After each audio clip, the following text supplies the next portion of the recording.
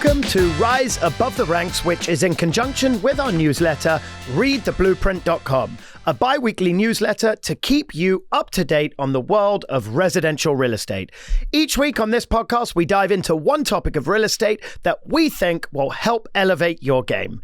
This week's topic is how to negotiate like a pro, and who better than the man, the myth, the legend himself.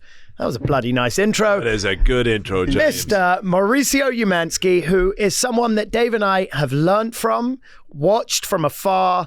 We have been against him in negotiations. He doesn't f*** around. And now we have him in the studio with us today to talk about it. Let's get right into it, Mo. How to negotiate like a pro. Take it away. Wow. Well, thank you so much. I mean, negotiating like a pro, I think that the most important thing to negotiate well is to be super well educated. Amen. Right? I mean, let's start with that. Like, let's just go to the basics, right? Know your price per foot, know your square footages, know your comps, know when something's sold. Be able to like literally just regurgitate that information as if it's rolling off of your tongue so easily because you're so familiar with that, that you're going to be able to stand up against anybody. Yeah. Right? So negotiating like a pro is all about, to me, and I don't know how you guys feel about it, but you know, I've been up against a lot of different people. Between the three of us, we've sold a lot of real estate. Okay, but one of the things that I always love is, and I don't know how you guys feel about it, but it's when somebody tries to bluff me, right? Whether it's the seller doesn't really want to sell, but they're willing to sell, or whether it's, the seller built the house for themselves, and it's really a spec house, and it's clearly a spec house, right? Or whether, you're negotiating for the buyer, and it's just and that whole bluff thing to me just drives me fucking bananas. Amen. Right? Yes. I don't know how you guys feel about that. And it's like, and when do you bluff, right? Because bluffing is an art, right? It's like poker, right? It's like, you don't want to bluff until it's the right moment to bluff. Yeah. And if you get caught one time bluffing and you get caught, that bluff's over for the rest of your life, right? Absolutely. Yeah. Anytime you go up against that real estate agent again, they're going to know you bluffed. Anytime you go up against, somebody else, they're going to know it. Mm-hmm. So to me, it's like, never bluff. Yep. Right? I never bluff. Yep. Until I bluff. Amen. And then we gotcha. Right? Yep. So I don't know. How do you guys feel about that, from that perspective?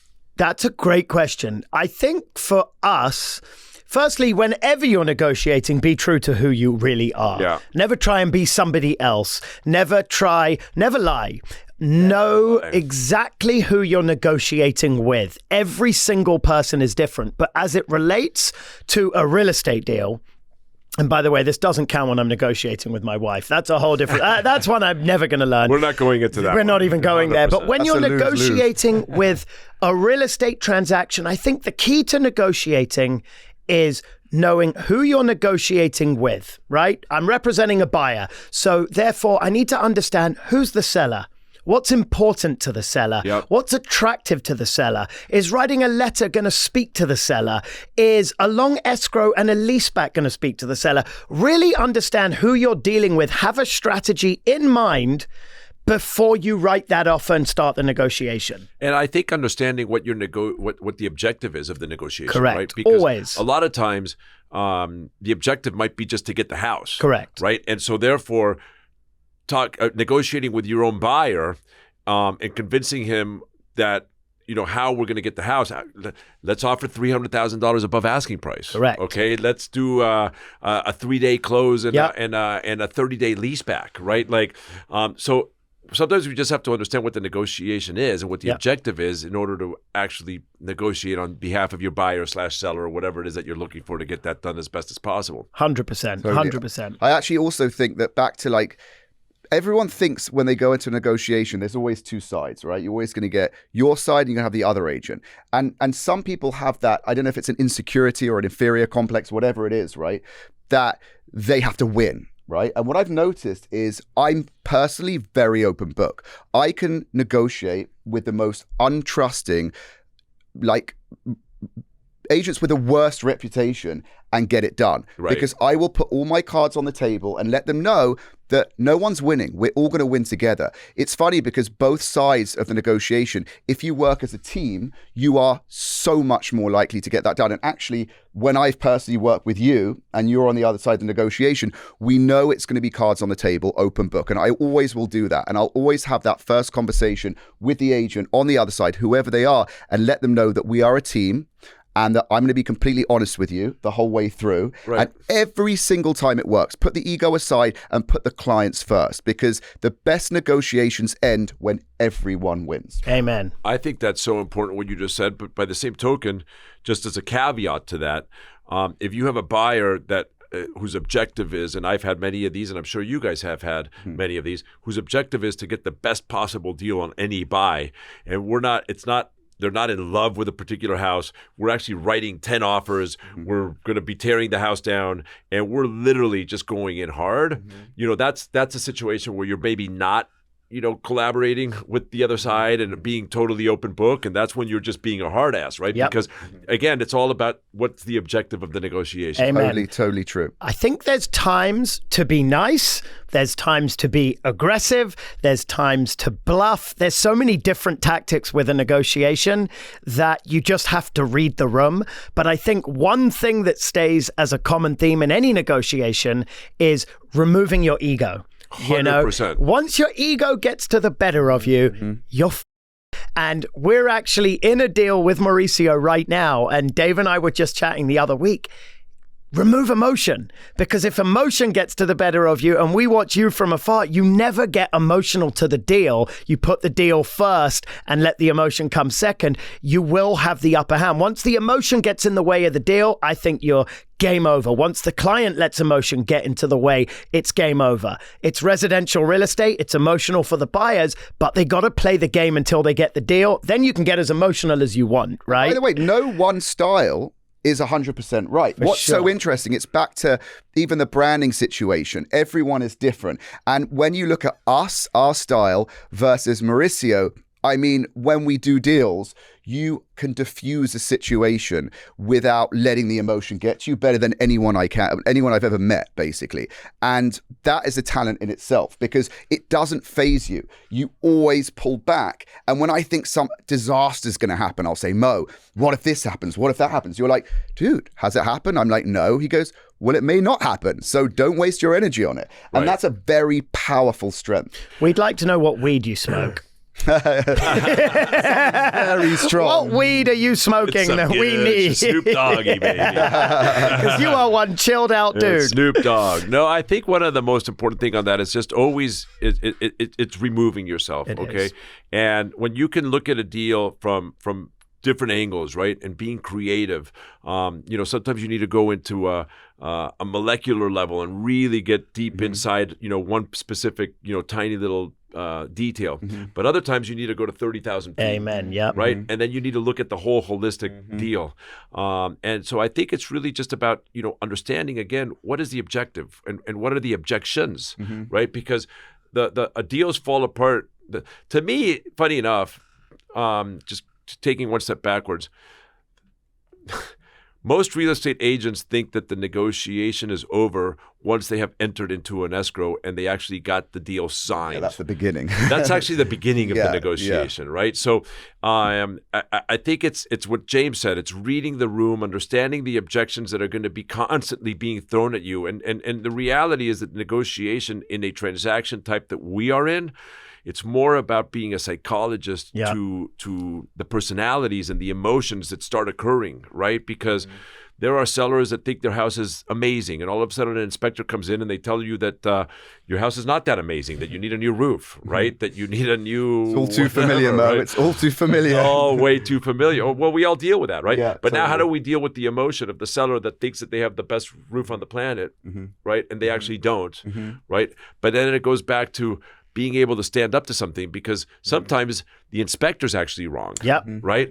And the roof is actually great, right? So that goes back to the knowledge and knowing when to push, when to pull back, when somebody's right, when somebody's wrong, how to navigate that negotiation, and then doing it elegantly so that you don't trigger. The whole point is not to trigger emotions on every side. 100%. The best negotiation is if you can navigate the transaction without triggering emotions on anybody's side. That's the point, by the way, as far as like everyone thinks that the deal is done and the negotiation's over once you open escrow. We have had together escrows that have lasted 14 months. Yes. 14 months. By the way, they take that would probably take a month to negotiate, which is still a long time. But the actual escrow 14 months, what is happening during those 14 months? We are constantly putting out fires. We're constantly managing the process, keeping the deal on track to actually get closed. And by the way, when they close those deals, it's the best feeling in the world. I love any deal closing. I don't care how big or small. I love it. Can you imagine, though, of 14 course. months one of the most beautiful thing about being a young starting agent that you're just getting going in this thing is the feeling that you get when you sell a house. It's beautiful. I mean, when you go into a sale and you got a deal done, you went into escrow, when you finish it, you actually get your check and it's all done and you fought. Like, I remember getting in the car, turning up Queen, dancing all the way home, singing my ass off. I mean, there's no bigger high. Yep. And then you get home and realize your wife had already spent the entire commission and you got to go back to work the next day. Or Uncle Sam took it. Or Uncle Sam. Boys, you got to give me a minute because I do want to read a little something here about the app Simba, which Dave and I both love and we think is a really important tool for agents that are trying to take control of their financial well-being, which is probably the most important thing to do in this business if you want to become a top producer. Staying on top of your commissions, expenses, profits, and taxes can be super stressful, but Simba's mobile app makes it easy, allowing you to reduce stress and grow your business more intelligently. Simba combines valuable financial data with sales productivity insight in an easy-to-use, agent-centric package. If you're serious, which I know everybody is, about taking your business to the next level, go check out Simba today at www.getsimba.com/blueprint. One thing that we didn't go over, and I think this is actually probably as important as anything else we've discussed, and especially to a new agent, it goes back to what we discussed on our last segment, your relationship with the other agent. Right? Critical. It's so important. If you are negotiating on a house for a buyer and there is 3 offers, but you have a great relationship with the other agent, they're going to want to work with you. They're going to tell you what they need, what they want to see, how they're going to help you. Versus if you don't have a good reputation or you have a bad reputation for that matter, they're actually going to go out of their way to ensure you don't get the deal. And that's what I think so many people in this business miss. They're looking for a quick paycheck, they're looking for a quick deal, and they're not thinking about the bigger picture, long-term relationship with the people that they work with that are actually going to help them become bigger and better in this industry. True. True that, man. Yeah. True that. And we've really You worked can drop hard. the mic on that one. But we have. I mean, since day one, we've worked so hard. And by the way, I'm sure there's agents that don't like David or I. I'm sure there's agents that don't like you. Yeah, but not of our own doing. But that's right. Intentionally. But you keep your reputation clean. You remain ethical and transparent. Totally. And believe me, deals are going to be much easier to do if you do that well. And by the way, you know, when you're getting started, you haven't built relationships with every agent. Correct. Right? But you can start by creating and building a reputation of who you are, and that's part of what your branding is, right? Totally. Who are you, Totally. right? And eventually, I mean, I know that sometimes I go into a deal and I don't know an agent, but I can just call around and I go, what kind of reputation? Is this guy a closer? Yep. Is this guy, weak link? Because one of the other problems that agents do is their fear of closing, the fear of getting it done actually destroys their negotiation power, and they actually get in the way of negotiating. The client wants to pay $1,800,000 for a house. And you as the agent say, Mr. Client, it's only worth $1,750,000. I wouldn't go anything past, $1 million. And why does the agent do that? Because they just want to be a hero. They're actually scared of finishing the whole thing. And the reality is that that's a disservice in itself. It's a disservice. Yeah. I mean, you're actually convincing your client not to do something that they're willing to do. Now, I'm not telling you to give bad advice. Yep. If a client wants to pay $2.3 million and the property's worth 1.8, tell the client, listen, I believe this property's worth 1.8, 1.850, 1.9. I think you're overpaying for it. But you know what? If it's a lifestyle you want, and you're going to be there and you're good with it, let's go for it. Absolutely. It's not going to hurt you, right? Totally. So you want to give the right advice, but none of us have the power to make a decision on a multi-million-dollar property as to whether it's worth $50,000 less or $50,000 more. Don't be the hero, baby. Couldn't agree more. Don't be the hero. I think that's the perfect time to wrap up this episode. As we do every week, we're going to move to questions. We have a whole bunch of them that have come in. And Mauricio, of course, the questions that are coming in are all about you. Surprise. There's one here that says you're a Love very that, don't handsome you, Mo? man. Oh, I like that one. But people want to know about reality television, Yeah. right? People I can see, they know we've done 8 years on $1 Million Listing. You've been on Beverly Hills Housewives for countless years. 12 years now. 12 years, My Yeah. God. which is insane. About 20 episodes a year. So what is that? That's 240 about, episodes. Oh, my God. Thank That's God a one of lot us is good at episodes. math, right? At least he's aged well. That is unbelievable. You look better now than you did before. Thank you. Yeah, it's Dude, true. People want to know, how's it changed your life? What's it done for you? Well, I think from a branding perspective, it's definitely helped. I think, one of the things that I always, it's hard to remember, but I didn't get into reality television until after I was a successful real estate agent. I was the number 3 agent in the country. And then I was on reality television, right? So I built the brand, I built myself as an agent. I built all of that prior to reality television. And the reason that's important for all your listeners is that you can do it. You don't need reality television to build your brand and build your company. I became the number 3 agent in the country, number 1 in California. I had never been on television. Okay. Then I got on television, and then I used reality television. I used the Real Housewives of Beverly Hills. I definitely used it. I used it to grow the agency, to grow the brand awareness. Very, very helpful. It's something that's out there and it's real. And now we've got, buying Beverly Hills coming online, which is also going to be very helpful. So excited. It's media that you can't, you can't buy. Impossible. It's definitely useful, but it's also, you put yourself out there. There's a lot of shit that comes with it, right? Yeah. I mean, you lose all of your privacy. You're out there, you're receiving social media, hates, love, all kinds of different things. You're walking down the street. You're now a reality television celebrity, which is, you're not a celebrity because you're talented. You're a celebrity just because you're on television, right? Like before I knew Mauricio, before we worked in the agency, I was sitting at the Polo Lounge. In fact, before I think we even went into real estate, before we even got our licenses, I was sitting in the Polo Lounge. I watched The Housewives with my wife, right? She was my girlfriend at the time. And I saw Mauricio. He was sitting in the Polo Lounge, smile on his face, happy as ever, right? Sharon and Ozzy Osbourne were sitting on the booth next to you. You were sitting there, they were on the booth there. I remember it, the bar was there. I was sitting here and I was watching. 2 women walked in. Bear in mind, Ozzy Osbourne, big deal. Sharon Osbourne, big deal. Apparently, Mauricio was a bigger deal because these 2 women walked in. They were like, oh my God, Mauricio, can we get a photo? And I remember Ozzy Osbourne just sitting like this. Watching what was going on. It was epic. And at that point, I just thought the power of reality TV is just, even though they had their own TV show, is extraordinary. It really is. But one thing to take away for the newer agents, Mauricio made it clear, unlike us, which I'm not taking away from us, you did get to the top of the game without reality TV, and that will apply to most of the new agents out there. So he's proven you don't need reality TV in order to be the best, and that's very valuable. That would motivate me. 100%. All right, we got time for one more question, and it's all around reality television. Can you believe it? People want to know. Now you have Selling Sunset, you have $1 Million Listing, you have Property Brothers. I think that's the name. Buying Beverly Hills. Buying Beverly Hills is coming to your screens very soon. But people want to know, how does this show differentiate from the other shows that are on the air right now? I think I know, but I'd love to hear from. Well, first of all, I mean, What a great name, right? The title, just buying Beverly Hills. Like Beverly Hills is probably the most iconic brand in the world, real estate brand in the world, and we're buying it. Like how baby. fucking great is that? Like, yeah. Awesome. So I think that the it's an iconic brand.